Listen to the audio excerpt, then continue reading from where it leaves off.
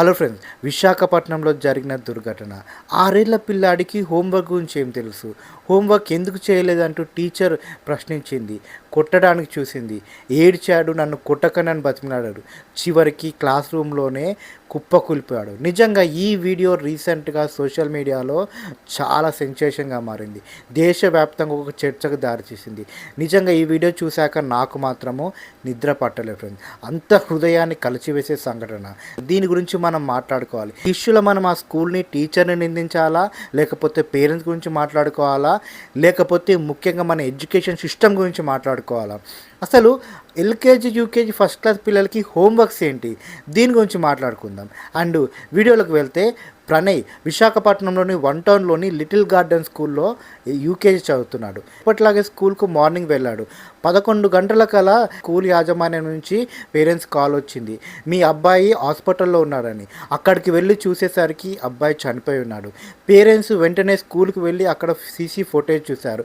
ఈ CC footage చూశాక నిజంగా ఆ పేరెంట్స్ షాక్ అయిపోయారు. ఆ పిల్లాడిని ఒక టీచరు హోంవర్క్ చేయలేదంటూ ప్రశ్నిస్తుంది. ఆ పిల్లాడు కొట్టద్దు అని ఏడుస్తున్నారు. ఆ పిల్లాడి బట్టలు ఇప్పడానికి చూస్తున్నట్టుగా అర్థమవుతుంది. ఆఖరికి ఆ పిల్లవాడు గుక్కపెట్టి ఏడుస్తూ అక్కడికక్కడే కుప్పకూలిపోయాడు ఆ టీచర్ పైన. ఆ టీచర్ ఆ పిల్లాడిని బ్రతికించడానికి ప్రయత్నించింది. ఆ తర్వాత హాస్పిటల్ తీసుకెళ్ళినట్టుగా అండ్ హాస్పిటల్ వెళ్ళేలోపు ఆ అబ్బాయి చనిపోయినట్టుగా డాక్టర్లు నిర్ధారించారు.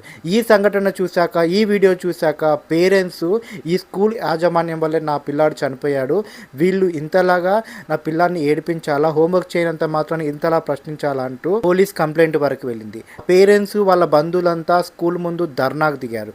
నిజంగా ఈ వీడియో చూశాక దేశవ్యాప్తంగా ఒకేసారి షాక్ అయిపోయింది. అండ్ పోలీసులు ఆ టీచర్ని అదుపులోకి తీసుకున్నట్టుగా, ఆ టీచర్ని ప్రశ్నిస్తున్నట్టుగా తెలుస్తుంది. ఇక్కడ మనం ఈ స్కూల్ యాజమాన్యం టీచర్ గురించి మాట్లాడుకుంటే, నిజంగా స్కూల్లో హోంవర్క్ చేయలేకపోతే పిల్లలతో ఇలా బిహేవ్ చేయాలా? అసలు హోంవర్క్ అనేది ఎల్కేజీ, యూకేజీ, ఫస్ట్ క్లాస్ పిల్లలకు చేయకపోతే ఎలా చెప్పాలన్న ఒక గైడ్లైన్స్ ఉండదా? ఒక ఆలోచన ఉండదా? పిల్లవాడు అంత ఏడుస్తున్నా కూడా మందలించి పక్కన కూర్చోపెట్టి హోంవర్క్ ఎలా చేయాలి, ఎందుకు చేయలేదు, ఏంటి ప్రాబ్లం అని అడిగి చెప్పవచ్చు కదా. కానీ టీచర్ బిహేవ్ చేసిన విధానం కొంచెం బాధాకరంగా ఉన్నా, కానీ ఆ టీచర్ కూడా ఎక్కడ ఆలోచించి ఉండదు కదా ఇలాంటి సంఘటన జరుగుతుందని.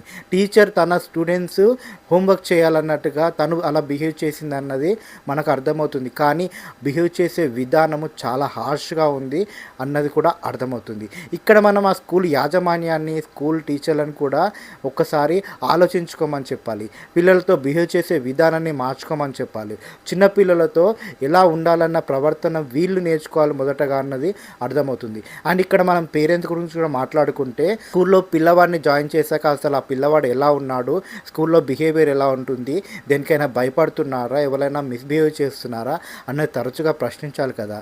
పిల్లవాడు ఇంటికి వస్తే హోంవర్క్స్ ఏమైనా ఇచ్చారా, ఏం నేర్చుకున్నావు ఈరోజు అని మాట్లాడుకోవాలి కదా. ఇక్కడ నేను పర్టికులర్ ఈ పేరెంట్స్ నన్ను అనటం లేదు, ఎందుకు పిల్లవాడు ఇలా కుప్పకూలిపోయాడు, ఏదైనా హెల్త్ ప్రాబ్లమ్స్ ఉన్నాయా, లేకపోతే పిల్లవాడు ఎందుకు భయపడుతున్నాడు అన్నది ముందుగానే ఆలోచించాలి కదా. రెగ్యులర్గా స్కూల్కి వెళ్ళి టీచర్లతో మా పిల్లవాడు ఎలా ఉంటున్నాడు, ఏంటి మా పిల్లవాడు బిహేవియర్ అన్నది చర్చించుకుంటుండాలి కదా. ఇవేమీ చెయ్యని పేరెంట్స్కి ఈ క్వశ్చన్, ఇలాంటి సంఘటనలు జరిగే ఛాన్సెస్ ఉన్నాయి.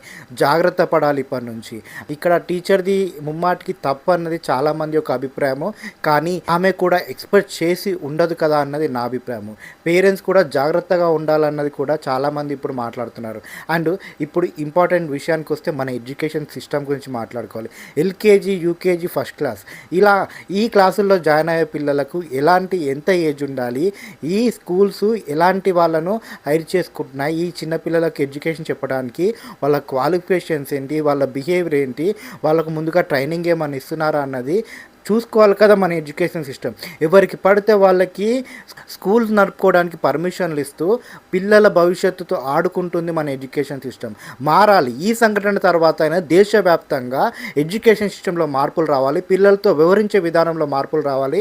ప్రైమరీ ఎడ్యుకేషన్ అనేది పిల్లలకి ఓన్లీ మార్కులు, ర్యాంకులు కాకుండా ఆడుకోవడానికి, వాళ్ళ మెంటాలిటీ డెవలప్మెంట్కి, వాళ్ళ ప్రవర్తన డెవలప్మెంట్కి ఉపయోగపడాలి అన్నది సిస్టమ్ అనేది మారాలి. ఎడ్యుకేషన్ సిస్టమ్ సిస్టమ్ గురించి మనం మాట్లాడుకోవాలి, ప్రభుత్వాలను ప్రశ్నించాలి. ఫైనల్ విషయానికి వస్తే ఎల్కేజీ, యూకేజీ, ఫస్ట్ క్లాస్ పిల్లలకి హోంవర్క్స్ ఏంటి, అసలు వాళ్ళకి హోంవర్క్స్ అనే దానికి అర్థం తెలుస్తుందా? వాళ్ళు ఇంటికి వెళ్ళి ఏమని చెప్తారు నాకు ఏం హోంవర్క్ ఉందని? స్కూల్ వాళ్ళు ఎందుకు ఇలాంటి హోంవర్క్స్ అనేది డిజైన్ చేస్తున్నారు ఈ చిన్నపిల్లలకి? అండ్ చిన్నపిల్లలకి ఇవ్వాల్సింది హోంవర్క్స్ కాదు కదా, స్కూలుకు రావాలనే ఆసక్తి వాళ్ళలో కలిగేలా చేయాలి. వాళ్ళకి తోటి విద్యార్థులు ఎలా ఉండాలనేది తెలియాలి, వాళ్ళ పనులు వాళ్ళు ఎలా చేసుకోవాలన్నది తెలియాలి, ఆహ్లాదకరంగా పెంచాలి, వాతావరణం అంతా ప్లే స్కూల్లా ఉండాలి. అంతే తప్ప ఇంత ప్రెషర్ చేయడం ఏంటి? ఆ పిల్లాడు తన బాధను చెప్పుకోవడానికి ఎవరు లేరా? ఎందుకు చేయలేదు నువ్వని ఫస్ట్ ప్రశ్నించి ఏంటి నీరదని ప్రశ్నించి ఆ తర్వాత ఆ పిల్లాడు చేయకపోతే దానికి ఒక సొల్యూషన్ ఇచ్చే లెవెల్లో ఎడ్యుకేషన్ సిస్టమ్ ఉండాలి కదా, ఆ లెవెల్లో టీచర్ ఆలోచించాలి కదా. ఇంత దారుణమా? మారాలి, టీచర్లు మారాలి, ఎడ్యుకేషన్ వ్యవస్థ మారాలి, పేరెంట్స్ ఆలోచించే విధానం మారాలి. ఇక్కడ పిల్లలు చిన్న చిన్న పిల్లలకు నేర్పించాల్సింది వాళ్ళు ఎలా బిహేవ్ చేయాలి, ఎదుటి వాళ్ళతో ఎలా ఉండాలి, మానసికంగా వాళ్ళని బలంగా దృఢంగా ఎదిగేలా చేసి ఆ తర్వాత వాళ్ళకి ఎడ్యుకేషన్లో చదువులు హోంవర్క్స్ అనేటివి డిజైన్ చేయాలి తప్ప ఇలా చేయడం మాత్రం కరెక్ట్ కాదన్నది నా ఒపీనియన్ ఫ్రెండ్. అసలు ఈ ఇన్సిడెంట్ తర్వాత ఇకనైనా పేరెంట్స్ తమ పిల్లల గురించి ఆలోచిస్తారో లేదో చూడాలి. నిజంగా ఈ సంఘటన జరగకుండా ఉంటే బాగుండు. అసలు ఈ సంఘటనలో స్కూల్ యాజమాన్యం టీచర్ది తప్పంటారా, ఎడ్యుకేషన్ వ్యవస్థ తప్పంటారా, పేరెంట్స్ మారాలన్నది కరెక్ట్ అంటారా? మీ ఒపీనియన్ కామెంట్ బాక్స్లో తెలియచేయండి. అండ్ మొదటిసారిగా మా ఛానల్కి వస్తే ప్లీజ్ మా ఛానల్ని సబ్స్క్రైబ్ చేసుకోండి, మాకు మీ సపోర్ట్ ఇస్తూనే ఉండండి. Thank you friends.